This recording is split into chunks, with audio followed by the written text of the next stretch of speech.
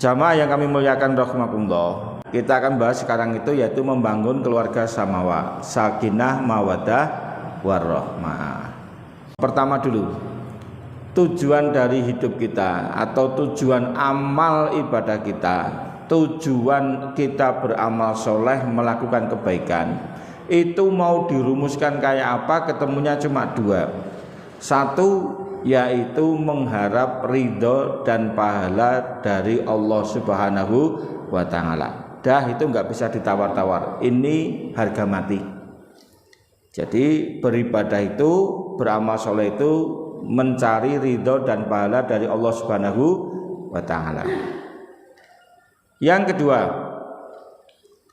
orang beramal dan beribadah itu tujuan yang kedua yaitu mencari kebahagiaan fid dunya wal akhirah, kebahagiaan dunia dan akhirat. Sebagaimana doa kita, Rabbana atina fid dunya hasanah wa fil akhirati hasanah wa qina adzabannar. Itu. Jadi sekali lagi tujuan pokok seluruh hidup kita ya cuma itu. Mencari ridho dan pahala, mengharapkan bahagia dunia dan akhirat. Itu pokok pangkalnya itu.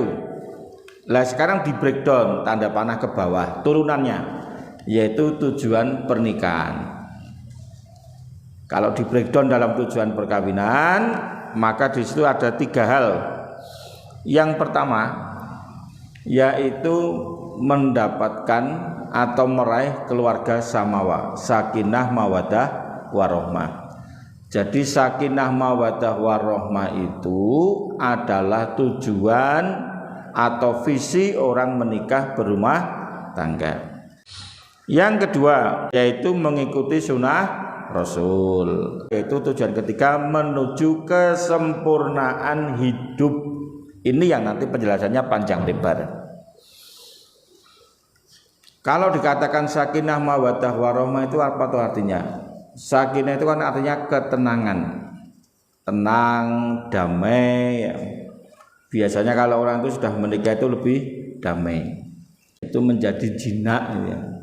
Itu menjadi tenang karena sudah punya istri, sudah punya suami. Demikian juga perempuan, wanita itu kalau sudah punya suami, sudah merasa ada yang merengkuh, hatinya merasa tenang. Alhamdulillah. Mawaddah itu artinya rasa cinta, rasa ingin memiliki, ingin bersama, itu mawaddah, kasih sayang. Itu kata-katanya kan dari surat Ar-Rum ayat 21. Wa min ayatihi an khalaqalakum min anfusikum azwaja litaskunu ilaiha wa ja'ala bainakum mawaddatan wa rahmah inna fi dzalika laayatan liqaumi yatafakkarun. Dan di antara tanda-tanda kekuasaan Allah itu, Allah menjadikan dari kamu istri-istrimu, kalau istri ya suami-suamimu, litaskunu ilaiha, supaya kalian punya ketenangan, kecenderungan, kenyamanan, wa ja'ala bainakum mawaddatan wa rahmah, dan menjadikan rumah tanggamu mawaddah warahmah, penuh cinta, penuh kasih, dan warahmah. Rahmah itu artinya rahmat barokah. Rahmat itu bisa diartikan rahmat berupa fisik, material. Oh, kalau sudah punya suami, punya istri, ya nanti lama-lama punya rumah, lama-lama punya kendaraan, lama-lama punya kos-kosan, macam-macam lah. Sesuatu yang sifatnya fisik materi maupun yang sifatnya non materi. Jamaah yang kami muliakan rahimakumullah. Lah sekarang kita sering ada ditanyakan, kan tujuan rumah tangga itu salah satunya kan sakinah, mawaddah, warahmah. Kalau saya tanya pada ibu-ibu, Bu, keluarga panjenengan sudah sakinah, mawaddah, warahmah sudah belum? Susah jawabnya ya. Nah nanti ibu-ibu untuk melihat apakah keluarga kita itu sakinah, mawaddah, warahmah, Nabi itu memberikan tips 4 ini. 4 itu kalau di breakdown nanti menjadi 8. Nabi mengatakan tunkihul mar'atu li arba'in, dinikahi wanita itu karena 4 perkara, termasuk wanita mau dinikahi laki-laki juga karena 4 perkara. Jadi kalimat itu tidak hanya ditujukan pada seorang perempuan loh ya, tapi juga pada laki-laki. Yang pertama, orang melihat calon istri atau calon suami nggak mungkin kan lihat isi dompetnya, nggak mungkin, atau lihat rumahnya, ya nggak mungkin. Pertama kali pasti yang dilihat wajahnya, tubuh, fisik, jasmani, betul? Ya, saya tuh kenal dengan calon istri saya dulu rupanya sih. Wong tuane aku yo ngerti, omahe ngendi yo ora ngerti. Tapi pertama kali dilihat wajahnya, maka disebut li jamaliha, kecantikannya. Kalau laki-laki ya ketampanannya, itu mesti wajar ya, orang mungkin ya. Pasti melihat orang kecantikannya itu.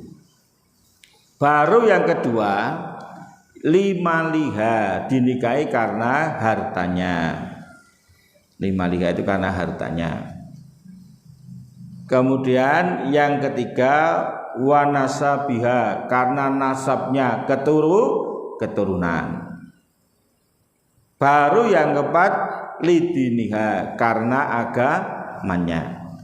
Oh, jadi seseorang itu dinikahi satu karena kecantikan ketampanannya, karena hartanya, karena keturunannya, karena agamanya.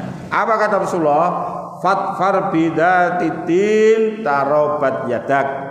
Maka peganglah erat, carilah yang pertama utama itu karena agamanya. Tarobat yadak, kamu akan selamat. Kedua tanganmu terlindungi. Itu kalau menikah karena agama. Maka jamaah sekalian, untuk meletakkan ini itu dibuatlah posisi yang paling kiri. Tolong ditulis MSD, most significant digit. Itu pasti digit yang paling kiri. Jadi agama itu ditaruh di paling kiri, MSD, most significant digit. Angkanya itu skornya 0 sampai 9. Lalu sebelahnya itu baru digit yang kedua itu untuk li jamaliha, kecantikan dan ketampanan. Digit yang ketiga itu untuk lima liha, hartanya, kekayaannya. Baru digit yang keempat li nasabiha, karena keturunannya. Maksudnya apa? Kalau agamanya itu sudah dapat 8, yang lain itu 7 atau 6, ya sudah 8.777. Lumayan. Kalau yang lain-lain itu kok 5, ya masih 8.555. Tapi kalau yang lain itu meskipun 9, kecantikannya 9, hartanya 9, nasabnya 9, kok agamanya cuma 4, ya cuma 4.999. Jadi most significant bit, nilai prioritas yang paling tinggi itu agama itu diletakkan di paling kiri. Nah kalau sama-sama ya sudah, nanti dicari aja. Tidak perlu bingung kalau sudah ada seperti ini. Tapi yang namanya perempuan sama laki-laki itu gini loh, saya pilih. Biasanya loh, ini biasa. Saya tidak bicara kasuistik, bicara umum. Tolong dicatat. Wanita itu mengandalkan suami yang mapan, betul? Maka biasanya kalau orang tua punya anak perempuan, ada laki-laki datang dekati, apel dan sebagainya, PDKT. Pertanyaan pertama itu pasti yang ditanyakan pertama, jenengan nyambut gamel teng pundi. Itu gak ada salahnya, itu wajar. Sementara pria itu pasti yang dicari cantik. Guru. Kalau ini tampan, ini cantik, didelok ki penak, Bu. Jadi agama itu menganjurkan sekufu, kalau bisa sebanding, setara. Tidak sekufu, tidak apa-apa. Tapi lebih baik kalau sekufu. Sing lanang bagus, sing wedok ayu, neng meripat penak. Kemudian yang kedua setelah seksual apa? Genetikal. Nabi menyebutnya yaitu linasabiha, nasabnya. Secara keturunan nasab, monggo diberi skor. Kalau masih keturunan bangsawan, keraton ya nak nderek yaitu 90. Nenek wong biasa ya seperti saya ini nak sanes 50. Genetikal. 2 genetikal, skornya berapa? Monggo telah sisi. Yang ketiga yaitu material. Nabi mengatakan 5 liha, harta atau kekayaan. Yang keempat, intelektual. Secara intelektual puas atau tidak, skornya berapa silahkan. Nek bojone pinter, dosen ya 90, lulusan SD ya 50. Nah, ini. Nomor 5 yaitu spiritual. Spiritual itu aspek ibadahnya, sholatnya gimana, puasanya gimana, standar apa di atas rata-rata, tadarusnya bagaimana, suka ngikuti kajian apa enggak, lalu dia itu punya etika-etikanya seberapa. Orang-orang yang masuk Islam pertama kali langsung tertarik dengan Islam itu semuanya bekalnya moral, bukan spiritual. Abu Bakar As-Siddiq itu sangat mudah sekali masuk Islam. Kenapa? Moralnya. Beliau tidak pernah berdusta sama dengan Rasulullah. Beliau dermawan. Beliau itu menghormati tamu, sayang anak, sayang istri. Dengarkan Islam, tek nyambung. Moral. Islam itu menguatkan dengan ibadah, dengan spiritual. Ning pahitane modalnya itu moral. Khadijah itu sudah punya moral yang bagus, dermawan, karyawannya dimakmurkan, jujur, ketemu Muhammad aja sebaik bojo sisan. Moral ketemu moral, cepat sekali Bu. Bagus. Orang Jawa itu kan sopan, lemah lembut, pemaaf. Jadi begitu mereka itu ngaji ketemu Islam, jebret dadi Bu. Itu pentingnya bahwa yang ukuran dalam agama itu tidak hanya semata-mata spiritual, tapi juga moral. Itu nomor 7 ya. Tak ulang lagi, 1 seksual, 2 genetikal, 3 material, 4 intelektual, 5 spiritual, 6 moral. Kemudian yang ke-7 yaitu aspek human relational atau sosial. Yang namanya orang bersosial itu juga butuh kecerdasan. Maka ada social question, SQ. Maka ada ESQ, emotional social question. Kalau secara sosial moralnya kurang juga nilainya turun. Maka sekali lagi beragama itu kalau Nabi itu kan yang diutamakan moral, maka gelarnya Al-Amin. Begitu terpercaya des itu. Dan orang itu banyak. Tapi memegang moral sosial itu juga bukan perkara mudah. Kalau sampai berkhianat, sampai keliru, tidak memuaskan. Wassalam. Jadi kalau ditanya ya, karena ini bukan kuantitatif ya. Yang namanya keluarga sakinah mawaddah warahmah itu kan kualitatif toh, ya kan? Wong ayu, wong bagus kan kualitatif. Nah itu tentang tujuan perkawinan sakinah mawaddah warahmah dengan 8 penilaian itu. Lalu yang kedua ngikuti sunnah, yang ketiga kesempurnaan hidup. Lah yang terakhir ini 15 menit terakhir, nanti pas 1 jam saya menyampaikan, justru inti pokoknya pada yang terakhir, yaitu menikah itu dengan tujuan mencari kesempurnaan hidup. Dari mana tahu Pak? Catat baik-baik itu sekalian. Kita itu disempurnakan setiap peristiwa dalam hidup kita itu dengan 3 perkara atau 3 tahap. Pada masing-masing tahap itulah Allah menyempurnakan keadaan kita. Yang pertama yaitu ketika manusia di alam rahim. Di alam rahim itu Allah sempurnakan kejadian. Apa yang disempurnakan? Huwallazi yusawwirukum fil arhami kaifa yasha, la ilaha illa huwal azizul hakim. Surat Ali Imran ayat yang keempat. Dialah Allah yang telah menyempurnakan kejadianmu di alam rahim sebagaimana yang Dia kehendaki. La ilaha illa huwal azizul hakim. Tidak ada Tuhan melainkan Dia Allah yang maha perkasa lagi maha bijaksana. Karena itulah maka manusia di alam rahim itu sempurna tubuh fisik jasmaninya. Sudah ada kepala, kaki, tangan, perut, rambut, panca indera dan sebagainya. Itu sempurnanya fisik di alam rahim. Tahap pertama awal kehidupan sudah selesai. Berikutnya ceprot lahir ke dunia, tahap yang kedua. Walladzi akhrajakum min butuni ummahatikum la ta'lamuna syai'a. Dialah Allah yang telah mengeluarkan kamu dari rahim perut ibumu. Pada waktu kamu keluar la ta'lamu syai'an, kamu tidak tahu apa-apa. Lah di dunia itu apanya yang mau disempurnakan kan gitu. Kalau di dunia itu mau disempurnakan fisik tubuh jasmaninya, itu salah alamat. Di dunia ini tubuh fisik jasmani berkembang sesuai dengan asupan gizi, olahraga dan istirahat. Tapi kalau mau menyempurnakan fisik tubuh jasmani, itu salah alamat dan kalah dengan makhluk Allah yang lain. Contoh, umur berapa ya sekarang? Usianya berapa?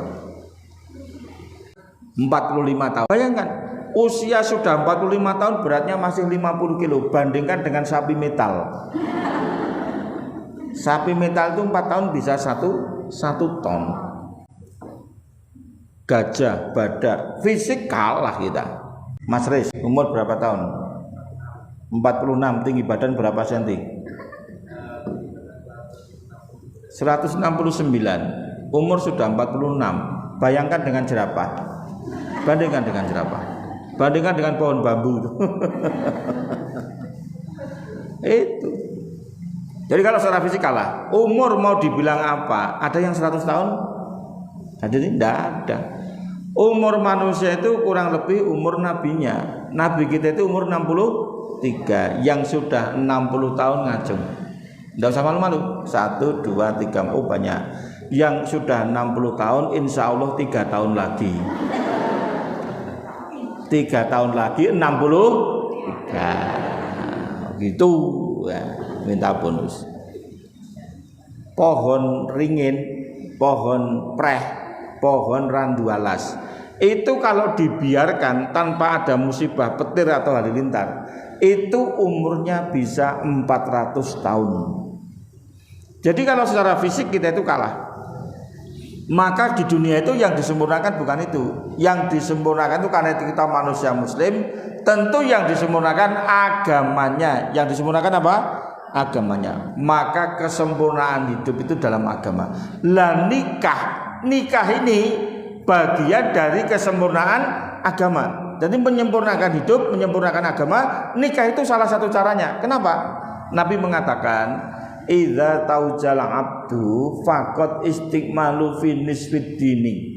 Apabila seorang hamba, entah laki entah perempuan, taujal abdu, mereka itu menikah, kawin dia, faqad istiqmalu fi nisfid dini, sungguh dia itu telah menyempurnakan separuhnya agama. Jadi dalam Islam itu kawin itu dapat separuh agama. Ning ngono kawin meneh beres. Kawin ping 3 luber. Ya tidak, hadisnya belum selesai. Lanjutannya apa? Fal yattaqillaha fi nisful baqi, maka bertakwalah untuk menyempurnakan yang setengah lagi. Jadi nikah itu kita merengkuh separuh agama. Lalu dengan takwa kita rengkuh yang setengah lagi. Apa ndak elok? Pada saat saya dibilang seperti itu, manten anyar ya me blong kiwa blong tengen. Lo kok oleh pena, mantenan ki barang seneng kok dapat separuh agama. Dari mana logikanya? Kan gak logis. Saya bilang gitu. Tapi setelah 25 tahun berumah tangga, saya baru merasa begini, Bu. Apa nikah itu separuh agama? Catat baik-baik. 1, karena menikah itu membalikkan keadaan. Dari yang tadinya jelek menjadi baik, yang tadinya negatif menjadi positif. Kenapa nikah itu dikatakan separuh agama? Karena nikah itu membalikkan agama. Bluk. Frontal. Hubungan sebelum nikah haram. Setelah nikah halal. Apa enggak dibalik 180 derajat? Yang tadinya itu dianggap maksiat, sekarang malah jadi ibadah. Ibadah yang paling tertib ya kayak gitu itu.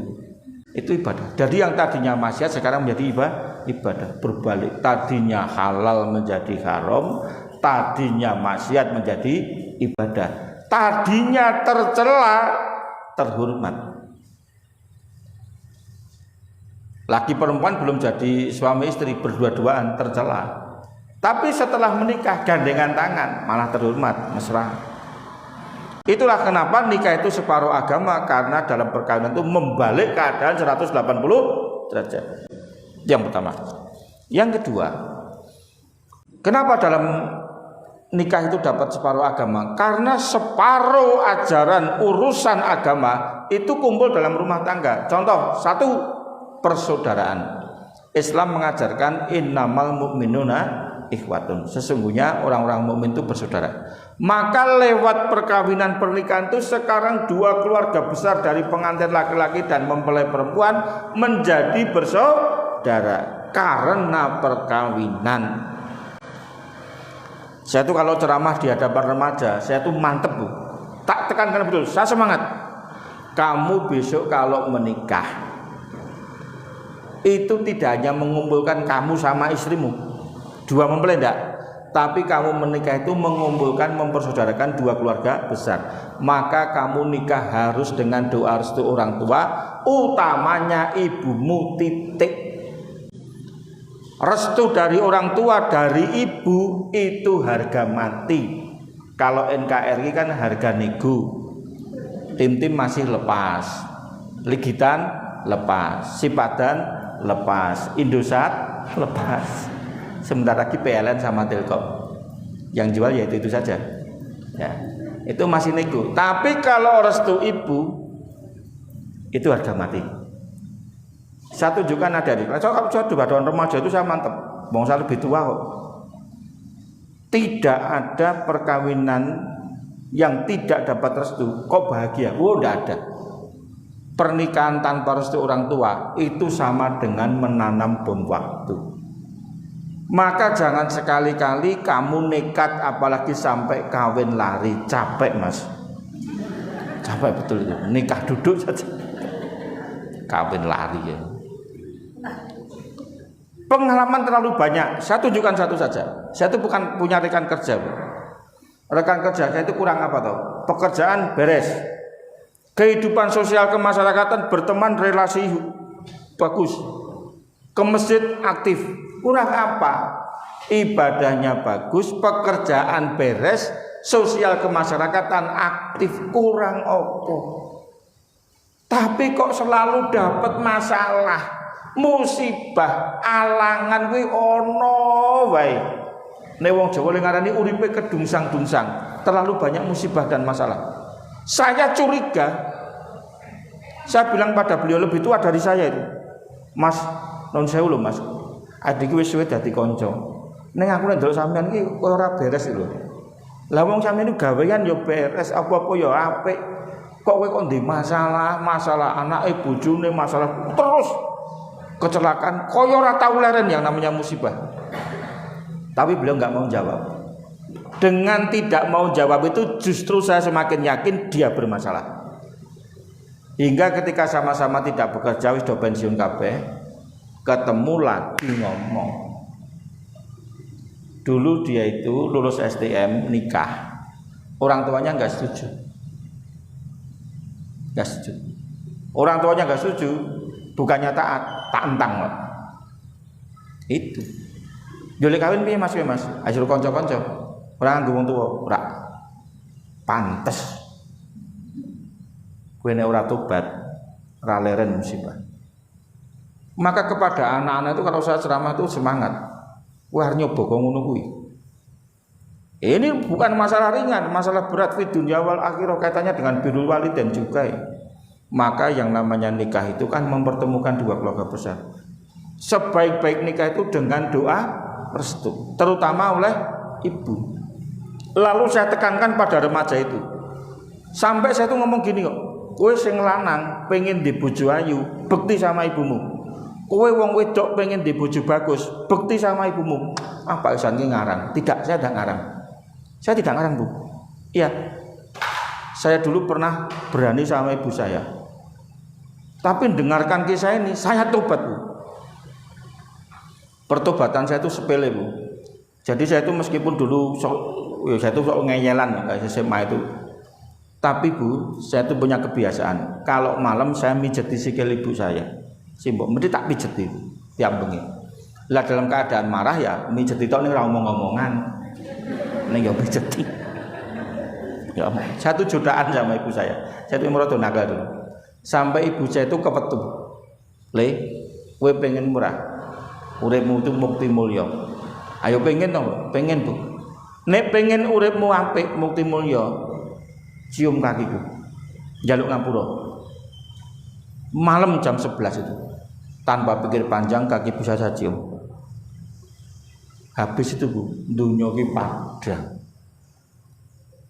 Barokahnya itu luar biasa. Bayangkan Bu, saya itu 13 bersaudara, saya nomor 13, saya itu angka sial. Tapi dari 13 ini Yang pertama naik haji itu saya.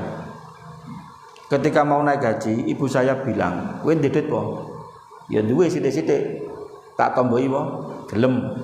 Kowe arep milih ndi le? Milih kaji apa milih rabi? Nek iso loro-lorone. Oh ya apik kuwi ya. Barokah ibu saya, Bu. Saya itu sudah mau berangkat haji loh. Sudah suntikan meningitis sawalan di Muha. Sawalan ibadah haji kan pamitan haji. Jadi pamitan haji, sawalan kan jadi itu sama suntikan meningitis dulu kan gitu. Angger sawalan ini pamitan. Lah kok mau berangkat haji sudah pamitan haji itu, saya itu baru dikenalkan sama perempuan. Kayak kono cawe kok guyang-guyu cengeng-cengeng saya sapa. Terus dikenalkan. Lah saya itu kenalan itu the point dulu aku harus berangkat haji. Saya itu kalau kenalan, saya nggak tanya nomor HP, saya lihat KTP-nya. Aku nyilih KTP-mu. Bangane kakek tekon nyilih KTP wae. Tak delok loh. Tanggal lahirnya itu sama dengan tanggal lahir saya. Langsung saya ngomong berarti gue calon bojoku aku. Gelem, Bu. Gobloknya bojo saya di situ itu. Gelem mangkat kaji wong lho. Tuku mas kawin nang kono. Bi barokatin cium kaki. Makanya kalau saya ceramah di lingkungan remaja, cium kaki ibu. Piye carane? Ning jenengan yang kakinya mau dicium ya wijik sik, Bu. Jangan saka kebon yo iki le narcium kaki ayo engko sik. Wijik to bune.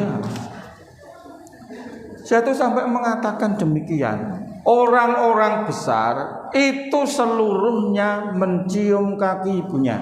Sampean tahu yang namanya Panglima Jenderal Sudirman, Panglima besar. Itu kalau mau berangkat jihad fisabilillah perang gerilya, cium kaki ibunya sambil batik dicium. Jadilah dia Jenderal Besar Sudirman, pahlawan nasional. Bung Karno, presiden pertama kali Republik Indonesia, proklamator, pemimpin besar revolusi, penyambung lidah rakyat. Itu kalau mau masuk kamar ibunya nggak berani berdiri, dodok, lampah dodok, jengkeng. Kalau ibunya duduk, dia lebih rendah lagi. Ibunya berdiri, dia duduk. Tidak pengen lebih tinggi dari ibunya. Catat itu Bung Karno. Sekarang mana ada anak laki-laki masuk kamar ibunya lampah dodok, lak marah dikira asam urat. Tidak ada. Jadilah Bung Karno. Pak Harto, Presiden Republik Indonesia, 32 tahun jadi presiden. Lihat kalau sama ibunya, ada videonya, ada filmnya. Dokter yang merawat ibunya itu nggak kurang-kurang. Perawat dokter itu puluhan siap merawat. Tapi siapa yang bopong? Pak Harto. Siapa yang nyawii? Pak Harto. Siapa yang ganti jariknya? Pak Harto. Pantas jadi pemimpin besar. SBY itu korban perceraian orang tuanya. Kasihan betul sama ibunya, diceraikan sama bapaknya. Kemana-mana diajak sama Pak SBY, dibopong. Pantas jadi jenderal, presiden 10 tahun. Jadi anak-anak kalau kamu pengen punya cita-cita, ibumu sudah itu nggak bisa dibantah. Agama, kenyataan ngomong seperti itu. Jangankan kok Jenderal Besar Sudirman, Bung Karno, Pak Harto, SBY, yang namanya Inspektur Fiji itu kan polisi ugal-ugalan. Tapi kalau ketemu ibunya, acak, cium kakinya. Makanya Inspektur Fiji itu selalu menang melawan Tuan Takur. Ini yang nggak pernah nonton ya susah. Nggak nyambung. Nah itu maka wis nek wong wedok kawin canom ibunya itu. Persaudaraan yang terakhir masih banyak tapi karena waktunya nggak cukup ya terakhir saja. Di dalam rumah tangga Islam itu kan mengajarkan kasih sayang, cinta kasih, dan cinta kasih yang sesungguhnya ada di dalam rumah tangga. Hubungan suami istri itu kasih sayangnya tulus, orang tua dan anak kasih sayangnya tulus, dan itu semuanya ada di dalam rumah tangga. Kalau cuma pacaran saya tidak percaya dan tidak menjamin. Pacaran sekian tahun ditinggal lunga karo pasangane, ada tidak? Kampret itu. Ndok bos. Mek nraktir soto, nraktir bakso, ning pengen meluk, pengen nyium, ning wegah bayar SPP. Orang didit belum punya uang. Itu palsu semua. Cinta palsu. Yang asli murni tulus suami dan istri. Istri itu melayani suami sekian puluh tahun gak pernah minta bayaran. Kalau yang bayar namanya sarkem, luar biasa. Wah, kalau di rumah tangga itu memang luar biasa, kasih sayangnya tulus. Suami menjengkelkan, istri ya sabar. Ada loh Bu, suami itu sudah berumah tangga 8 tahun, deleh ke anduk ora iso. Sudah berumah tangga 10 tahun, gawene mek tekon, bune kreseke ning ndi bune. Bune kaos kakike ning ndi bune. Bune kae wingi tusuk jarine ning ndi bune. Lho Pak ki omahmu apa omahe tanggamu? Tekon wae. Wah, mesake ibu-ibu itu. Wong lanang iso ora dong itu. Wis ora dong, lalen Bu. Laki-laki itu pelupa. Saya tuh ngalami sendiri Bu. Pada waktu saya di Turki itu, lihat anak-anak kecil wayu-wayu, bagus-bagus. Langsung saya itu teringat dengan anak yang di rumah. Begitu lihat wanita cantik, lupa sama istrinya itu. Masya Allah. Itulah laki-laki Bu. Gampang sekali lupa itu loh. Ya, jadi mohon dimaafkan ya. Itu sabar. Sabar itu dalam rumah tangga. Yang pokoknya banyak. Nah itulah sekedar. Oh kalau begitu sudah tahu. Oh mengikuti sunnah itu artinya ini, tujuan berumah tangga ini dan sebagainya. Termasuk tadi skornya untuk mawaddah warahmah sudah tahu dan sebagainya. Tentang penyempurnaan agama dia sudah tahu, sudah selesai. Lah anak itu dibekali sampai di situ. Kalau tadi saya mengatakan berbakti pada ibu, nanti istrinya cantik, suaminya tampan, apa ya Pak? Ini mohon maaf saya tidak salah ngomong. Ini kisah dari tabiin Bu. Tabiin, ada tabiin itu orang yang bertemu dengan sahabat tapi nggak bertemu dengan Rasul. Itu ngurasanan, lanang iki weli sing wedok ayu kok ya gelem gitu loh. Ngopo gitu loh. Tangga-tangga kan curiga gak diguna-guna. Ning lanang iki ngalim mosok guna-guna. Apa ya wedoke mripate minus kan gitu ya. Kok gelem karo wong lanang elek kok ngono kuwi. Akhirnya tetangga itu daripada gibah tanya langsung sama si istri itu, Mbak, maaf loh ya, sampean kan orangnya cantik sekali, kok mau jadi istrinya punya suami yang wajahnya sudah nggak kayak gitu itu kok. Yang menariknya itu di mana itu loh. Si istri ini Bu ngomong, ini omongan loh Bu. Apa kata istri itu? Kamu nggak tahu masa lalu kami. Saya itu pernah durhaka pada ibu saya.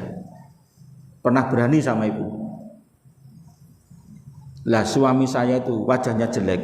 Mungkin itulah hukuman yang harus saya terima. Tapi saya juga tobat. Saya dapat suami yang baik meskipun wajahnya jelek. Itu mungkin balasan. Jadi suami saya itu bentuk real balasan perbuatan saya. Saya berani pada ibu saya dapat suami wajahnya jelek, tapi saya juga tobat, suami saya juga orang baik. Wong apik ning rupane elek, ning yo tetep elek. Ning apik tingkah lakunya, mek rupane elek. Oh itu loh. Lalu yang bapak-bapak dekati si suami ini, Mas sampean kok bejo temen, duwe bojo kok ayu. Laki-laki tadi ngomong, saya tidak pernah menginginkan suami istri saya itu seperti apa. Wong saya juga sadar wajah saya jelek. Tapi saya itu dekat dengan ibu saya. Dekat dengan ibu saya, hubungan saya baik. Dan ibu saya mendoakan saya dapat istri yang cantik. Itulah karomahnya berbakti pada ibu. Jadi kalau jangan punya anak laki-laki, kok pengen di mantu ayu, kon bekti karo ibune. Ora bojone ayu. Ini kisah dari tabiin. Itu artinya jodoh itu rahasia ilahi, tapi di situ ada barokah. Ya. Demikian yang bisa kami sampaikan, sudah lepas setengah 10. Kurang lebihnya kami mohon maaf. Akhirul kalam billahi taufiq wal hidayah. Assalamualaikum warahmatullahi wabarakatuh. Ya, mohon maaf, Ustaz masih ada waktu untuk tanya jawab. Monggo satu atau dua silakan kalau ada. Monggo. Ya silakan. Dekat saja ke mic Mbak.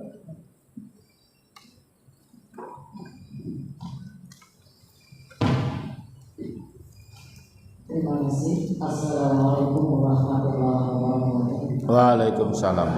Boleh saya Ustaz berbagi perjalanan itu sudah sama kita ini sudah. Jadi saya tanya sudah sama. Itu kan sudah semua bisa. Coba kurang jelas saya Bu. Ya, bilang. Sudah semua ibu bapak dan ayah sudah kita semuanya. Yang sekarang kalau tadi seperti orang tua mau datang ke berkati tua J. dan kebaikan Islam untuk bersikap kita sebagai seorang tua bila mendapati anaknya yang berbuat mengecewakan atau bagaimana sikap kita sebagai orang tua. Misalnya ada anak yang membuat kecewa orang tua gitu. Dan sikap kita bagaimana untuk membingungkan. Ya, saya jawab. Oke. Assalamualaikum warahmatullahi wabarakatuh. Waalaikumsalam. Kekecewaan itu ada dua. Kalau kekecewaan itu menyangkut agama, ini yang jadi masalah berarti orang tuanya. Misalnya punya anak kok belum sholat, itu berarti masalah agama. Orang tuanya perlu introspeksi diri. Punya anak perempuan sudah SMP, sudah SMA, sudah kebalik, kok belum mau pakai hijab, itu masalah. Itu yang perlu introspeksi. Termasuk Profesor Dr. Quraish Shihab, punya anak perempuan belum pakai hijab, padahal sudah tua kan Jawa itu. Itu tanggung jawab orang tua. Betul-betul tanggung jawab orang tua. Itu orang tua harus introspeksi. Kalau itu menyangkut agama. Lain masalah kalau misalnya orang tua sudah menasihati, selesai.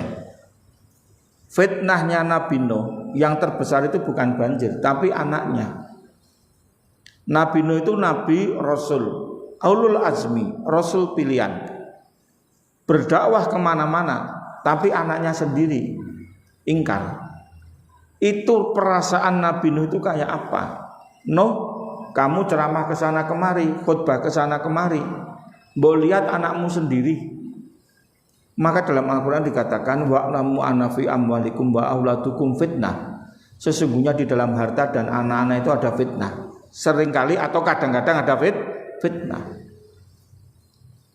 Kenapa fitnahnya harta dengan anak itu nyambung? Ini yang jangan harus tahu. Orang tua itu kalau masih hidup, itu anak itu relatif rukun. Minimal kalau mereka itu lebaran kumpul. Tapi ketika orang tua itu meninggal satu persatu, saatnya bagi warisan kelihatan aslinya. Itulah kenapa fitnahnya harta itu nyambung dengan fitnahnya anak. Saya itu lebih dari 8 tahun jadi mediator masalah waris. Kapan-kapan saya ingin menyampaikan bab waris, karena Anda harus mengasih tahu tentang bagi waris kepada anak-anak. Jangan sampai menjadi fitnah. Seringkali saya datangi suatu keluarga, semuanya sholat, semuanya haji, semuanya ngaji, semuanya puasa Ramadan. Begitu bab waris, ribut, konflik, bahkan sampai ke pengadilan. Itu anak menjadi fitnah. Lah kalau fitnahnya itu terkait dengan agama, itu orang tua harus introspeksi, sudah ngajari atau belum. Lain masalah kalau orang tua sudah ngajari, sudah didik dan nasihati, sudah. Ini wong Jawa ngarani wis ora kainan, sudah tanggung jawab. Itu kalau agama. Yang kedua, kalau kekecewaan itu bab kehidupan di dunia enteng. Karena anak itu, catat baik-baik, setiap anak itu punya jalan hidupnya masing-masing. Anak pengen daftar ke SMA 1 teladan, nggak diterima, gulung kuming kecewa. Kuwi kleru, Bu. Apa nek SMA 1 mesti sukses? Belum tentu. Apakah kalau di luar SMA 1 mesti gagal? Oh tidak. Lah kalau soal kekecewaan itu masalah dunia, wis rasa digagas. Enteng, Bu. Oh milih bojo kok rupane kok rada ngono ya kok ora pas ya. Dunia itu enteng. Yang patut Anda saya mengingatkan Bu. Ibu kan pernah hamil ya. Pada waktu kehamilan Anda itu umur 4 bulan, tahu enggak? Ketika bayi itu di alam rahim di kandungan ibunya 4 bulan, Allah itu terus malaikat mendatangi si jabang bayi dong. Lalu kata Rasulullah, malaikat itu meniupkan ruhnya. Artinya bayi itu mulai hidup umur 4 bulan. Lah ketika ruhnya itu ditiupkan, sekaligus Allah tuliskan perjalanan anak itu umurnya atau kematiannya. Dituliskan rezekinya sehingga orang itu tidak mati kecuali seluruh rezeki sudah dia terimanya.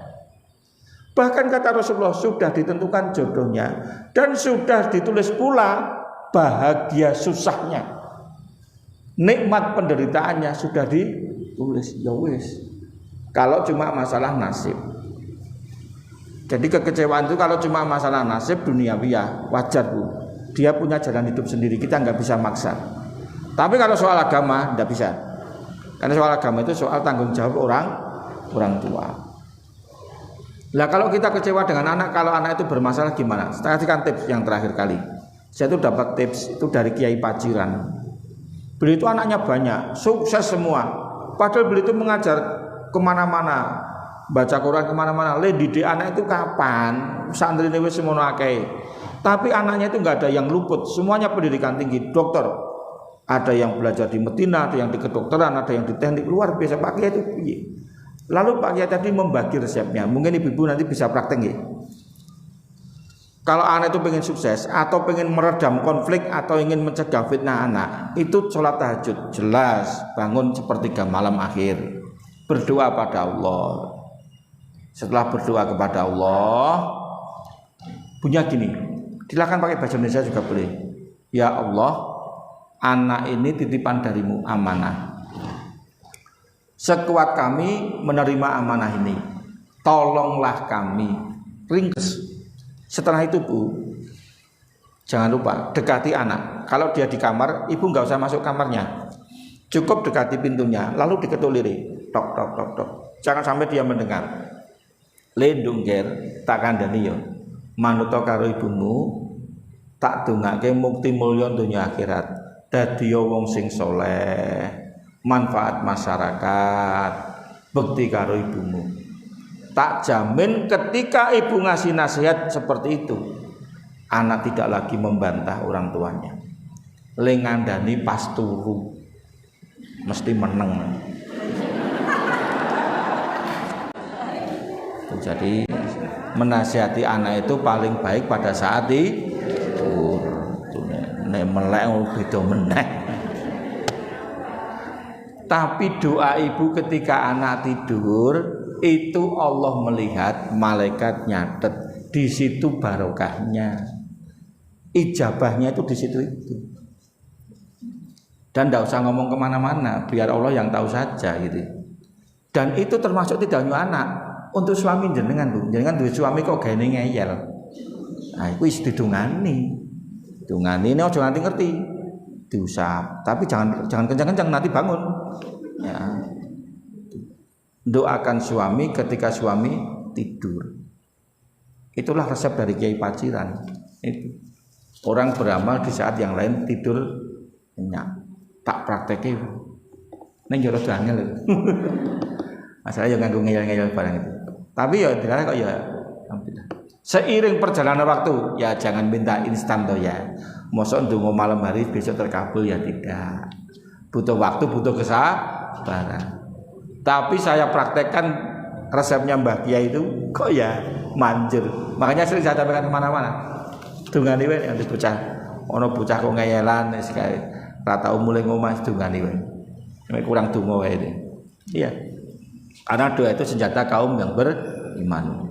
Saya kira cukup ya Bu ya. Monggo. Monggo saya acara. Saya kembalikan, kurang lebihnya kami mohon maaf. Billahi taufik wal hidayah. Assalamualaikum warahmatullahi wabarakatuh.